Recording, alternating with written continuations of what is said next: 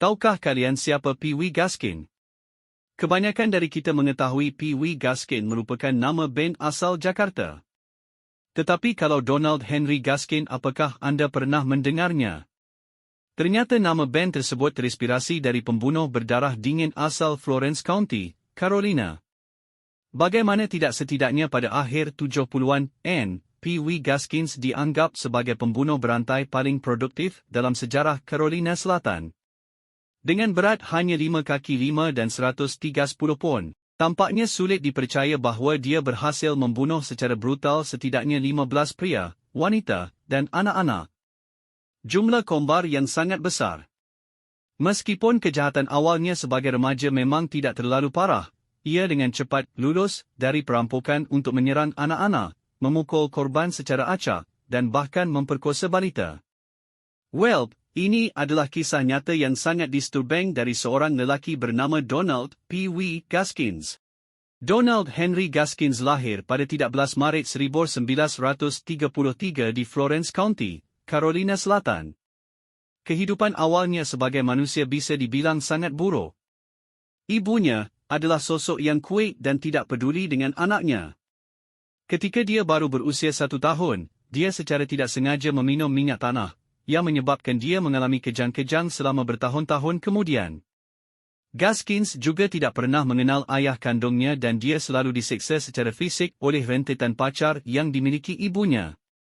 Faktanya, Gaskins sangat diabaikan sebagai seorang anak sehingga pertama kali dia mengetahui nama aslinya adalah di pengadilan pasca dia melakukan pemerkosaan dan penyerangan di masa remaja. Pee Wee adalah julukan yang dia dapat kerana perawakannya yang kecil.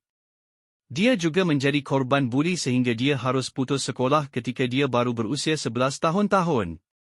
Pada usia 13 tahun, Gaskins sudah mulai melakukan percobaan pembunuhan pertamanya. Saat merampok sebuah rumah, seorang gadis muda yang tinggal di situ memergokinya sedang mencuri. Gaskins menghantam kepada gadis itu dengan kapak dan meninggalkannya untuk mati. Tapi dia selamat dan dengan mudah mengidentifikasi Gaskins.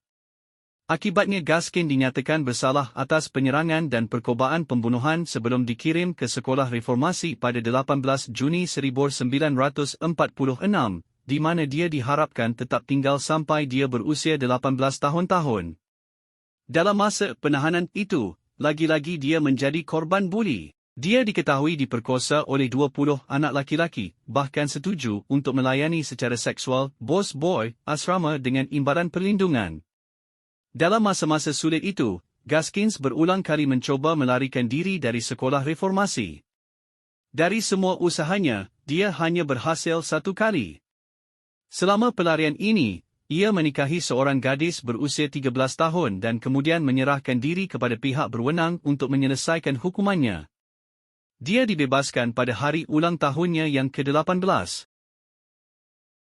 Pasca menyelesaikan masa hukumannya, Gaskins diketahui mendapatkan pekerjaan di pertanian tembakau lokal, di mana ia dengan cepat mengembangkan skema mencuri hasil panen dan menjualnya secara diam-diam. Dia bahkan membakar lumbung orang lain dengan bayaran sehingga mereka dapat mengumpulkan asuransi. Semua berjalan lancar bagi Gaskins, sampai kemudian seorang gadis remaja mengejek aksi Gaskins tersebut. Gaskins yang nampaknya tersinggung rupanya tanpa fikir 2 kali langsung membunuh gadis itu dengan menghantam kepadanya menggunakan palu. Akibatnya, dia dikirim ke penjara negara bagian Carolina Selatan, di mana ia dilaporkan, sekali lagi, diperbudak secara seksual oleh seorang pemimpin geng. Namun rupanya, pamornya di penjara mulai naik dan ditakuti pasca dia menggorok leher seorang narapidana. Atas aksinya itu, dia dihukum kerana pembunuhan dan pada akhirnya harus menghabiskan 6 bulan di sel isolasi. Dia menghabiskan 20 tahun berikutnya masuk dan keluar dari penjara, melarikan diri berkali-kali hanya untuk ditangkap kembali. Dalam masa keluar masuk penjara ini, Gaskins sudah mulai aksi pembunuhan terburuknya. Pasca dilepaskan dari penjara pada September 1969 kerana pemerkosaan, dia nampaknya tidak kapok untuk melakukannya lagi. Awal 70-an, Gaskins diketahui memberi tumpangan kepada seorang wanita. Gaskin kala itu mengusulkan agar mereka berhubungan seks sebagai imbalan tumpangan yang Gaskins berikan. Namun, sang wanita malah menertawakannya.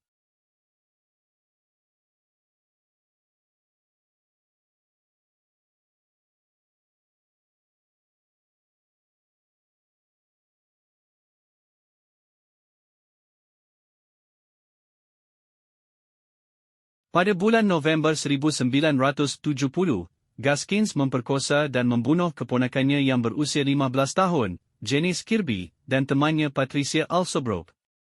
Meskipun orang-orang mulai menghilang, butuh waktu bertahun-tahun bagi polisi untuk menetapkan Gaskins sebagai tersangka. Bahkan sampai tahun 1973, Gaskins pada dasarnya malah dipandang sebagai warga bermartabat di Carolina Selatan yang aneh namun tidak berbahaya. Menurut pengakuannya sendiri, pada tahun 1973, Gaskins telah membunuh lebih dari 80 orang yang dia temui di sepanjang jalan raya Carolina Selatan. Dia bahkan memperkosa seorang anak berusia 2 tahun setelah menenggelamkan ibunya yang sedang hamil. Segenap kejahatannya, yang entah benar atau tidak, ini tidak pernah dicium polisi.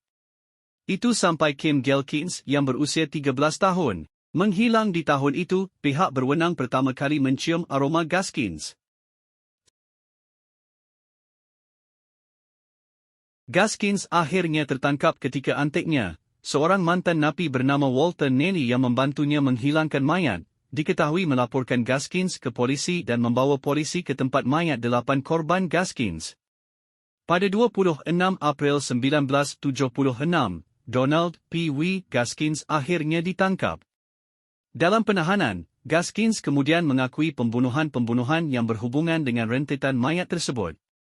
Tidak hanya itu, dia bahkan mengklaim bahawa dia telah melakukan hingga 90 pembunuhan. Dia menjelaskan bahawa beberapa di antaranya adalah pejalan kaki acak sementara yang lain adalah pembunuhan berbayar. Pihak berwenang tentu tidak dapat membuktikan klaim ini dan percaya bahawa Gaskins hanya mencoba untuk menyombongkan diri.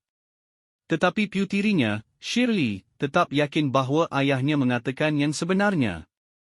Didakwa dengan 8 tuduhan pembunuhan, Gaskins dinyatakan bersalah atas tuduhan pertama pada 24 Mei 1976 dan dijatuhi hukuman mati. Gaskins sempat menikmati penangguhan hukuman singkat pada November 1976 ketika Mahkamah Agung memutuskan hukuman mati Carolina Selatan tidak konstitusional. Meskipun hukuman mati diberlakukan kembali pada tahun 1978, Gaskins kala itu tetap ditakdirkan untuk menjalani sisa hidupnya di balik jeruji besi. Dalam masa penahanan ini, dia menerima kontrak untuk membunuh seorang napi, di mana dia melaksanakan tugasnya itu dengan sempurna. Rudolf Tiainer dipenjara kerana membunuh pasangan lansia. Putra pasangan itu, yang ingin melihatnya mati, menyewa Gaskins untuk membunuh Tiainer. Tiainer kerap ditahan di sel isolasi yang tentu, membuat semuanya cukup sulit pada awalnya. Gaskins pertama mencoba meracuninya terlebih dahulu, tetapi Tiainer selalu memuntahkan makanannya kembali. Dalam sebuah aksi penyelundupan yang entah bagaimana, Gaskins rupanya berhasil mendapatkan sebuah dinamit dan berhasil meledakkan seluruh sel Rudolf Tiainer dalam sebuah pembunuhan yang overkill dan berlebihan. Dia dieksekusi pada 6 September 1991 dengan duduk di kursi listrik. NDN, kerana 90 pembunuhan yang dia akui tidak terbukti, hal tersebut tidak pernah dituliskan lagi dalam catatan kriminal Donald P. W. Gaskins. Meskipun begitu, banyak orang percaya bahawa ada kemungkinan puluhan korbannya masih terjebak dan membusuk di rawa-rawa Carolina Selatan.